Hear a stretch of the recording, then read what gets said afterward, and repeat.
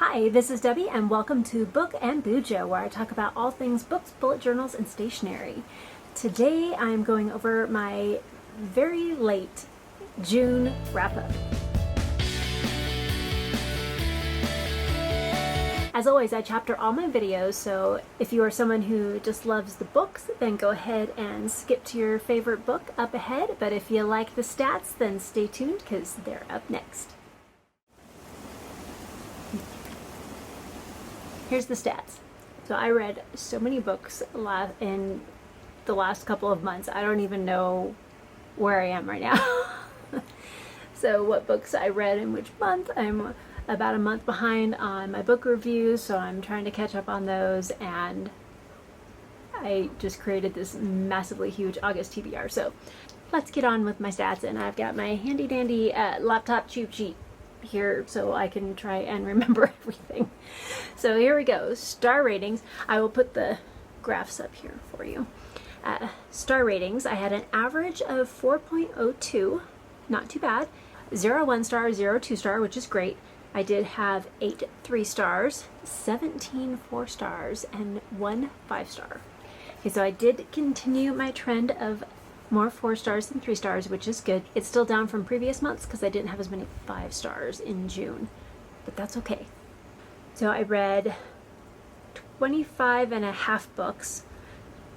So I had a 1,200-page book and I got through 60% of it. So I was counting that as, I really count that as one book because page count wise, but I did finish it in July, so I'm calling it half for June, half for July. Although for July I'll probably just count it in June and not include it in July, so but we'll see. So I read 8,448 pages and I listened to 258 hours of audiobooks. And now for the demographics. I read 2 children's books, 0 middle grade. I read 8 young adult YA books, 2 new adult books, which is kind of that college age time span. So late high school till early after college, so early 20s, we'll just say. And then 14 adult books. So I'm definitely enjoying the adult books a lot more now. Format. I read 4 short stories. I read 4 novellas and 17 standard novel and 1 poem. So series, I started 7 new series. Why do I do this to myself? I continued 8 series, so that's good. I continued more than I started, and I did complete 3 series in June, which is awesome. For genres, I did pretty good. I have a pretty good range. Of course, 50% was fantasy, so 13 books. And then actually 4 classics, so that was the next biggest chunk. 3 horrors, and then I read 1 sci-fi, 1 poem, of course, 1 romance, 1 paranormal, 1 historical fiction, and 1 sci-fi. A good mix of reading genres for June. Sources. So I read 11 library books, and 6 I borrowed, and 9 I did own, which is great. So I'm reading down my owned TBR. Book type. So I listened to 10 audiobooks, read 7 ebooks. I read 2 physical books. The other 7 were mixed media. So of the 7 mixed media, 4 of them were a combination of audiobook and ebook, and 3 of them were a combination of audio and physical book. So I'm trying to, with all my audiobooks, I'm trying to borrow the physical book from the library as well, so I can read and listen to them at the same time. Something I'm trying and enjoying so far. Publication dates. So this one's always fun. There's always a huge mix of dates.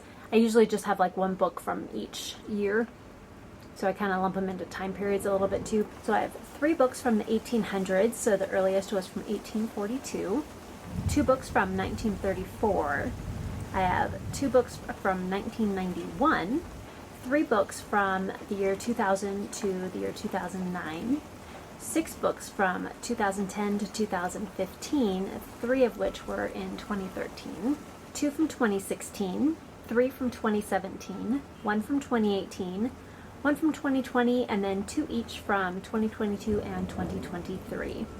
So I'm actually getting a little better about reading some of the more up-to-date books that are actually recently released, so 2022, 2023. I typically read older books because they're easier to get your hands on sometimes and are usually a little cheaper on Kindle than new releases and more likely that my library has them. Alright, so that's my stats. Now let's get into the books. I'll leave the video linked up in the cards and in the description box below, but you can check out my June Readathon wrap-up, and that will have all the books that I read for my June Readathons that I participated in. And those were the Bookland Arcade, The Adventures in Aldia, Year-Long Readathon, Camp Seasonathon, Back to Kindle Readathon, Once Upon a Readathon, and Adventure-a-thon, and the Tarot Readathon. I went a little crazy with readathons, but most of them were kind of overlapping prompts, so I read a lot of the same books for all of them, so it wasn't too hard. Alright, so let's see how I did. So first off, I had a reward, which was to remove a spin, and I did remove a spin because I believe I rolled a 9, and so I reduced my spin to only 8 books, and I am so glad I did because what I ended up with 3 doubles? 1, 2, 3, 4. I ended up with 5 doubles, so I'm really glad I removed that 1 spin because that would have been a lot of books. So that one will go back in my rewards pile. Okay, so my first roll was an even, and that was to read a J.R.R. Tolkien book, and for that I listened to J.R.R. Tolkien read his own poetry or excerpts from his different works, and so it was called The Voices of Poetry, Volume 1, and that was for J.R.R. Tolkien. They have other volumes with other authors reading their own work.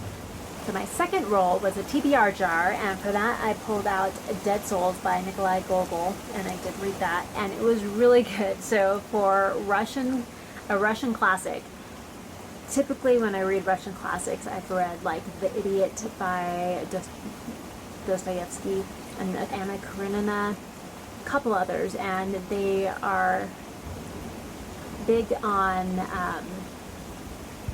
hardships and mental illness, as well as just things like depression and just hard times and having to deal with a lot of stuff. So a lot of things that you have to deal with mentally, and so they're very interesting, but sometimes hard to get through. This did have a little bit of it in there, but overall Dead Souls is a comedy. So especially the beginning of Dead Souls, like the first, I don't know, 5-10% or so, it totally reminded me of, what was it, Laurel and Hardy and the Who's on First thing. Like, that was the type of thing. Like, he's trying to explain something and the other person's like totally taking it wrong and saying, oh no, it's like this, no, it's this, like this, no, like this, no, this. It was hilarious. It just had me cracking up, and it kind of has that similar kind of that miscommunication comedy throughout the whole book. There is a little bit of, like, you know, it's a Russian story as you're reading through, and because it has some of that hardship and other things, like the main character is trying to elevate his lot in life, and he's trying to take advantage of the system where if you have slaves or serfs that were working for you and they have passed away, he is buying those names from people so that they no longer have to deal with them, but then he's figured out a way to make a profit off of having those. So he pays, like, we'll just say $1 for each name, and then he makes $3 kind of a thing. And so he's trying to elevate himself to more of a higher station in life. And it's just hilarious. It's great. And then, you know, of course, comedy of errors. Is he going to get caught? Is he going to get found out? Are other people going to want in on this deal? And if he doesn't let them, are they going to blackmail him? Or, you know, you never know what's going to happen. It was super fun. I thoroughly enjoyed it. My third role was to read. It was an even card, and that was to read an ebook. I don't know if you can hear the rain. We've got some amazing rain and thunderstorm going on right now. Hopefully you'll get to get a little of the rain and thunder, and it's cooled off almost 10 degrees already. It's so nice out.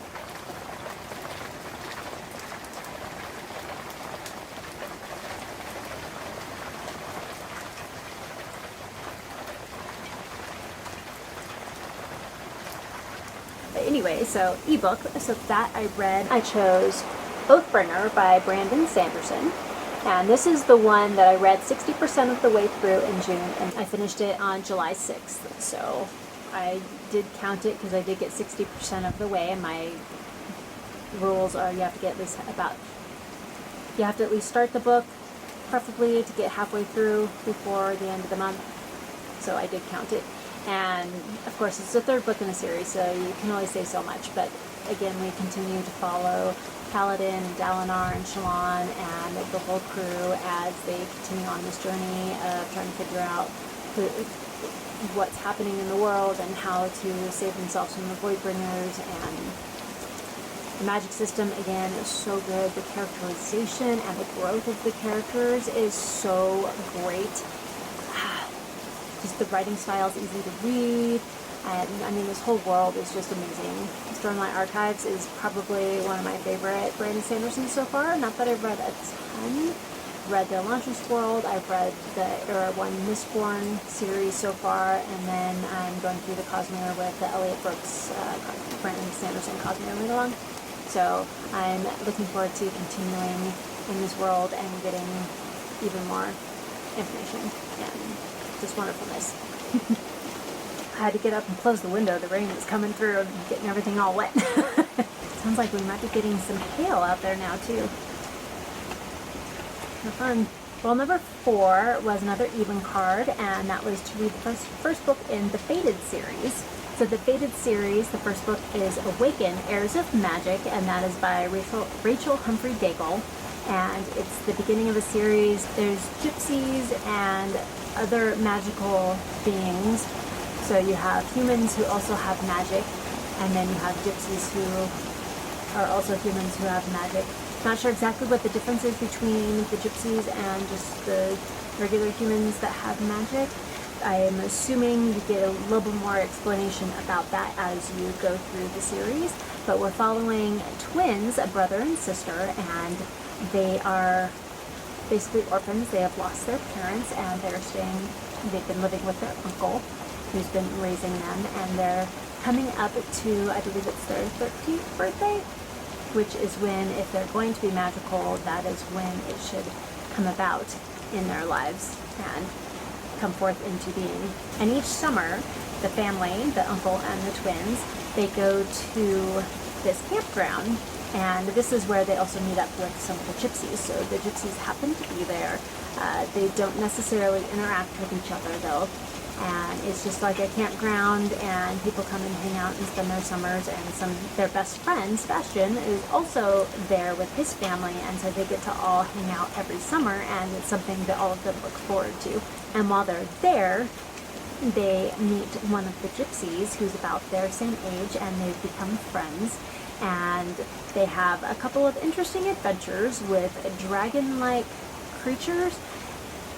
The picture on the cover, so the picture on the cover kind of shows a dragon, but the way they're described, they're more dragon-like to me, so it's almost like a mix between some type of bird and a dragon, so almost like a crow and a dragon maybe. They don't really call it a dragon, so I'm not sure what type of creature it really is. But anyway, they go on some adventures. The twins have always been able to talk kind of telepathically with each other, but they don't let anybody know. Of course, come to find out, Sebastian kind of figured it out when they would answer each other's questions before they'd ask a question out loud and some of that kind of thing. And so their friend Sebastian knows, and it's something they try and keep hidden from everybody else. As they're coming up on their birthday, there's also a special moon that's coming, and which is important in the magical world. So the world itself was kind of interesting. It's basically the human world, but then you have, you know, the gypsies and magic and all of that that goes with it. The magic system is fun. The characters are interesting. I mean, it's a super short book. It's like 164 pages, so I mean, you're only going to get so much of all of this in the first book, so you kind of have to continue with the series to really move further into the plot and the characterization and all of that. But the characters overall, you understand who they are, and you can kind of relate to them, and you start to care about them a little bit. And I'm looking forward to reading the second book in the series. For book number 5, I landed on Booktuber Rec, and for that I read Reaper's Gale by Stephen Erickson, which is the 7th book in the Malazan Book of the Fallen series. That was the other 1,200 page book that I read in June, but well worth it. It's such an amazing series. It takes a lot of brain power, at least in my case it does, but it is a really interesting series, and I've enjoyed just going through this first time and just reading it, not like worrying about who's who and who's with what group and all of that kind of stuff, but just enjoying the story itself.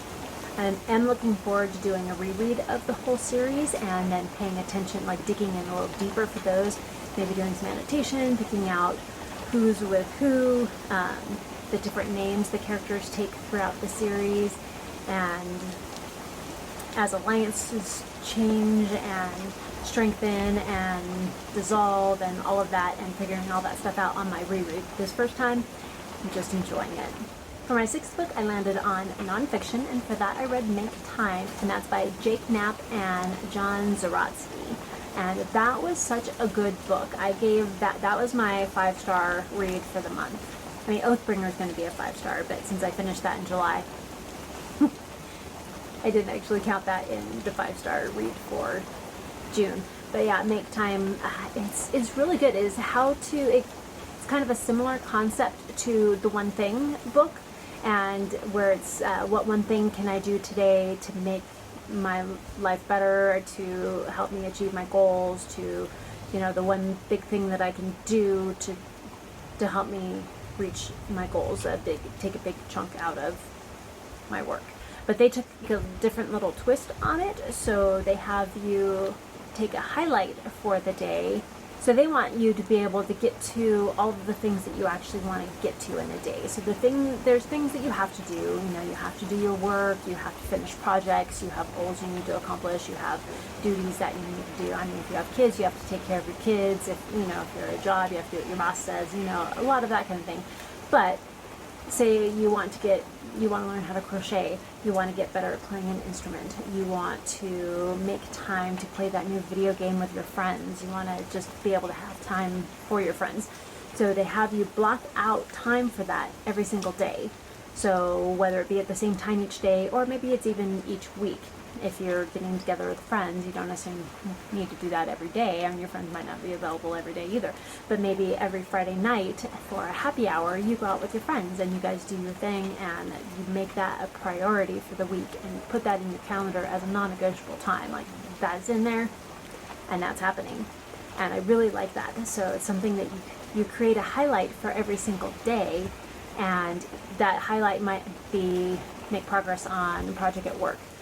Of course, you want it to be very specific, and so I want to complete this project at work, and to do that I need to do these tasks, and this task is the one I'm going to do today. And then you also, so that's kind of like your highlight. You also want to make sure you learn how to focus and that your energy is high to be able to accomplish this highlight. And then at the end, either end of each day, end of each week, whatever works best for you, you reflect on all of that and say, did that work for me today? Do I need to rearrange something else? Did I have enough energy going into that, or should I do it earlier in the day or later in the day? Were there a lot of other things that came up and I wasn't able to get to what I wanted to today? So then you want to make it a higher priority the next day, because things come up. It rains, power goes out, unexpected things happen at work. Maybe your child gets sick, and so you have to stay home with them, and you need to focus on them instead, and maybe that becomes your highlight. So yes, it was a very good book, one I would definitely read again. It was super easy to read. The writing style was so readable, and it was very authentic. Like, you could tell they actually lived this out in their life before writing the book. They wanted to make sure that this worked for them. It worked for test subjects like their alpha readers, their beta readers. They wanted to make sure it actually worked before they put it out into the world. I've started implementing some of this into my daily routines, and it's definitely helping to get through or get to some of the things I actually want to do and not just the things I have to do. But it also helps me to prioritize things that need to get done and not just things I want to do as well. So for rule number 6, I landed on a classic, and for that I read the first book in the Mary Poppins series by P.L. Travers, which is called Mary Poppins. And that one was really cute. Definitely not quite exactly the movie, so I think there's 4 books in the series, and I think the movie actually takes scenes from all 4 of the books, but I'm not sure because I've only read the first book. But there's only so much in the first book that's in that first movie, so either they made the rest up or they come from the second, third, and fourth books in the series. It's very cute. I would definitely continue on, and of course you're following Mary Poppins and the Banks family, and it was just fun. My next role was another even, and that was to read a book you keep putting off, and for that I chose Home by Nnedi Okorafor, and that is the second book in the Binti series. So it was nice to kind of get back into this novella series and get back into that whole little world. They're very short, but they're impactful. The pacing is definitely super fast, as there's only so many pages in the book in the novellas, but I think the writing style is easy to read. The world building is amazing. I love the descriptions that she has for all of the different worlds, the creatures that are within the world, the family dynamics that she created within the characters, and even the different climates and atmospheres that are in the same worlds. It was very entertaining, and I look forward to continuing with the series. This one does have some trigger warnings, so there's trigger warnings definitely for PTSD and family issues, so just keep those in mind. So book number 9 was another even card, and that was to read Through the Looking Glass by Alice Carroll, and this is the second book in the Alice in Wonderland series. And I do have to say, I wasn't really looking forward to reading this book. I liked Alice in Wonderland enough, like, it's interesting. Not really my cup of tea. I definitely enjoyed the movies over the book on this one for Alice in Wonderland, but Through the Looking Glass I actually enjoyed as a book much more than I did Alice in Wonderland. Not quite sure why. Maybe because it wasn't quite as nonsensical, which is what made Alice in Wonderland fun and intriguing, but I don't know. There was something about the book that I just liked a little better, and still a 3-star, but a high 3-star for me. So I think I gave it 3.5 stars. And I loved all of the characters from Alice in Wonderland are also in Through the Looking Glass, so that was really fun to kind of come back to those characters and see what they were doing, and the fun stream of consciousness style writing in this book. Role number 10 was an odd card this time, and that was to read an adult book. And for this I read Weyward by Amelia Hart, and I gave this a 4-star. I really enjoyed this book. I think the story was well thought out. There were some issues here or there, but for me it didn't make my enjoyment of the book any less. So we're following 3 different women from 3 different generations throughout the Weyward family. So you start from the 1600s, there's another one from the 1940s, and then one from current day. And you follow all 3 of them kind of at the same time, but it's not confusing. The chapters are labeled per person. So you have Alpha from the 1600s, Kate's from the current period, and Violet is from, I think it's Violet. Violet is from the 1940s. And so you have chapter headings, and basically you're going to get one point of view from Alpha, and then Violet, and then Kate, in some semblance of order. You go from one person to the next, and then back to the first person to the next person, so it makes it easy to follow. And my favorite character, I think, was definitely Alpha. So she was part of the witch trials, and so you get her story from that. I know there's quite a few people have had some issues with how none of them seem to have any kind of relationship with guys. Either it was a horrible relationship, like abusive and that kind of thing, or the guy just wasn't around. It's a little bit explained in the story, or at least touched upon, not necessarily explained why it happens, but it is touched upon in the book that explained enough for me. There's definitely trigger warnings going into this book, so just be aware. So the magic system is subtle in some ways and not in others, but it's definitely more of like a nature magic, so you can do things with nature itself. They have a connection with the earth and with growing things, so like growing herbs and that kind of stuff. But then there's also a connection to animals, so like birds, and mainly birds, but also insects and things like that. So it was really interesting.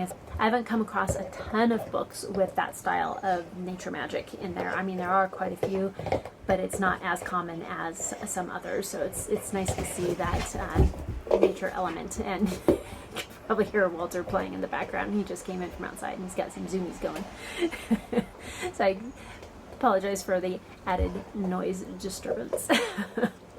Alright, next roll was an even, and that was to read the first book in a series. And for that I read Red Sister, which is the first book in the Book of the Ancestor by Mark Lawrence. And this one I gave 4 stars to. It was a lower 4-star. I really enjoyed it, but I didn't love it. I'm not quite sure what it was. I think the pacing might have been a little too slow for me, so I am all for the slow journey and character building and all of that, but I don't feel that the pacing was there to build the characters up necessarily, more than it was to try and slowly build up to the plot. Not quite sure. I still haven't quite figured out all of my thoughts on it.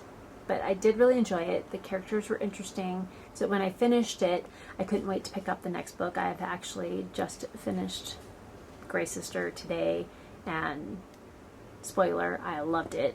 I liked it a lot more than Red Sister. So the magic system is actually really interesting as well. The characters are interesting. I think this one was more building up the storyline and getting to the plot. And then the second and third book are where the things are really going to happen. I've heard a lot of people say that on the first read they give it a lower rating, and then on the second read they give it a much higher rating when they've kind of figured out some other stuff, and they go back and that's when you kind of pick up on things that you missed on the first read. So it'd be interesting to give this a second read and see what I might pick up on. Okay, and then rule number 12 was another even, and that was to read David Copperfield. And I did read that, and that's by Charles Dickens. I loved this book. I thought it was so interesting. So it's a fictional autobiography on David Copperfield's life. And I mean, it's kind of your typical life that happens in that time period, you know, a poor single mother raising a child, and the somewhat evil rich man takes an interest in her and marries her, and poor David takes the brunt of it. It basically follows his life from birth all the way through adulthood and beyond, and it was just really good. So easy to read. I flew through it. I didn't even realize how long the book was. I found it interesting. I was listening to it on audiobook as well as reading it, and the narrator did a great job. But I love Charles Dickens' writing, and I can't wait to read even more of his books.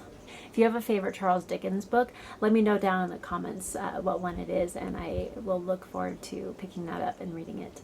I've only read one of his books that I thought was good, but it was okay. Like, it was a good solid 3-star. I enjoyed it, but wasn't anything to write home about.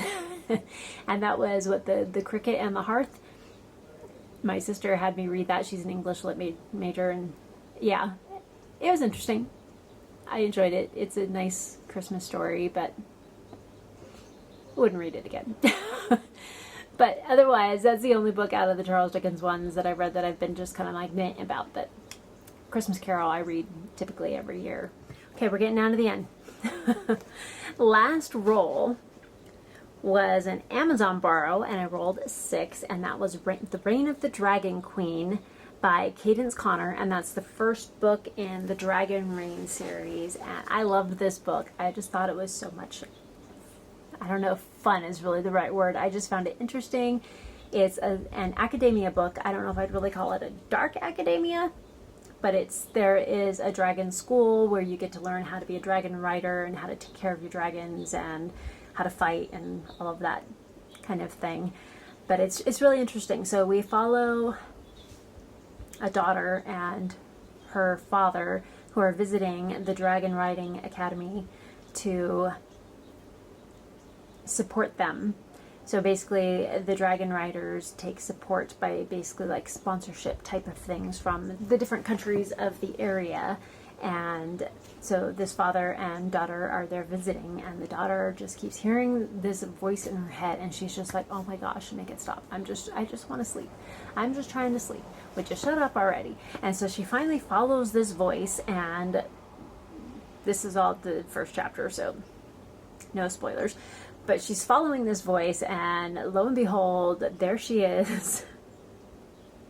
She has been bonded now to a dragon. And not just any dragon, but the Dragon Queen. So the queen of all of the dragons, and she has chosen an outsider to bond with. And so, of course, the Dragon Riders are not happy about this.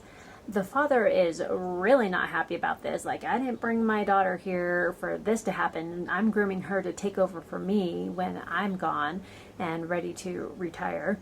And now she has to decide, am I stay here bonding with the dragon and go through the dragon riding school and leave my father behind?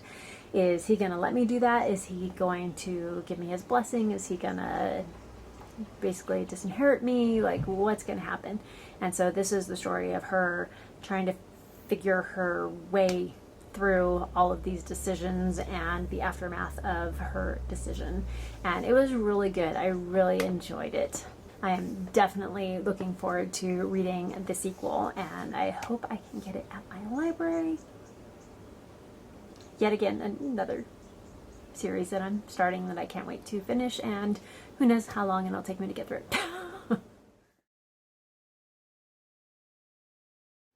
Okay, for book clubs, I did not get to Of Blood and Fire for the Howling Pack book club for my reread. I have read it before, so that was a low priority, and I was not able to get to it, so I did not read that for the second time. But Full Moon Book Club did read Weyward. For the J&R book club, that was Make Time. I did get to that one. The Catchup book club was The Last Argument of Kings, which is the third book in the First Law trilogy by Joe Abercrombie, and I did read that. That was amazing. Really like that series, and I am really looking forward to getting into the First Law world. So the Best Served Cold, the fourth book. Very much looking forward to that. For the Backlist book club was Red Sister, which I did read by Mark Lawrence. And then for the Cosmere Readalong, we read Oathbringer, which I did finish that in July. So, and also Edge Dancer, which I did read. I did enjoy that one, and that one kind of comes between The Way of Kings and Oathbringer, and it's kind of a short story about a character that's in both of those books, but just kind of builds on that character a little bit more, instead of just getting a little snippet in The Way of Kings and then dropping you into this character that's in Oathbringer. He gave you a little backstory, which is what that one is. And I know not everybody really likes that story. I just thought it was cute. So it's basically about a girl who wants to stay a little girl forever, and so she believes that she made a deal with a god that she will stay 10 years old forever, and it's been 3 years since then, and mentally she's still thinking she's 10, and so you have to take that into account as you're reading the way she talks and the way she thinks, because she thinks she's still 10 years old, but of course she's really 13. So I think that's where some people don't like it. They're like, oh my gosh, this person just is like a child. Well, they think they are a child. So I kind of had already heard some of that going into this, so I actually enjoyed the story a lot more than I would have if I hadn't realized that. So And then, of course, Malazan Book of the Fallen Readalong, Reaper's Gale, Stephen Erickson. Great series, great book. Shadowhunter Readalong did continue with Chain of Gold, which is the first book of the Last Hour series, and I did really enjoy that book. I still gave it a 4-star, but I don't know if I liked it as much as some of the previous series. I'm going to hold off judgment on the series itself, of course, until I finish at least the second book to see where it is. I did really like all the characters, but I like more of the side characters. I like the side characters more than the main characters at this point. So we'll see how that goes. I mean, I really like Cordelia Carstairs, but I like Matthew Lightwood more. And Anne, I like them more. I like Matthew and Anne better than I do Cordelia. And like them so much I don't even remember his name right now. So, Will, no. Tessa and Gems, no. Tessa and Will's son. Yeah, apparently he really stuck in my brain there. Yeah, so I do like Matthew and Anne better than I do a lot of the other characters. But we'll hold judgment until I read the second book, which is for August. So the Wheel of Time series, the book for June and July is The Shadow Rising. I did not read that in June, and I will read that in July instead, which, spoiler, I did read that. I did enjoy it. And then for Around the Disc, we had books 10.5, 11, and 12. Well, technically we had books 11 and 12, but I also read book 10.5, and that was Death and What Comes Next, I believe. And that was cute. I liked that one. It was kind of like a little super short, like 3 paragraphs or something. It basically 1 page, but it was kind of a philosophical debate on death, which was kind of fun. And then Reaper Man and Witches Abroad. I think my favorite kind of sub-series within the Discworld is probably the Witches series, because Witches Abroad was super cute. I mean, Granny Weatherax and Nana Og, and yeah, Margat Garlic. Love them all. They're great. All right, so we made it through June. And I know it's super late. Sorry. I will be getting to July soon. I hope. I still need to do my reviews for all of my July books. I did catch up into June, but I need to do my reviews for July. So hopefully I will get to those soon so I can get my July wrap-up done before the end of August. And I have to do my August reviews.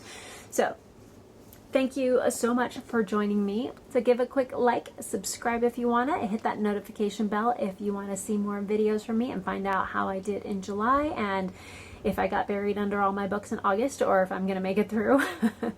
And then leave a lightning emoji in the comments in honor of the beautiful rain I had today. And until next time, keep reading. Bye.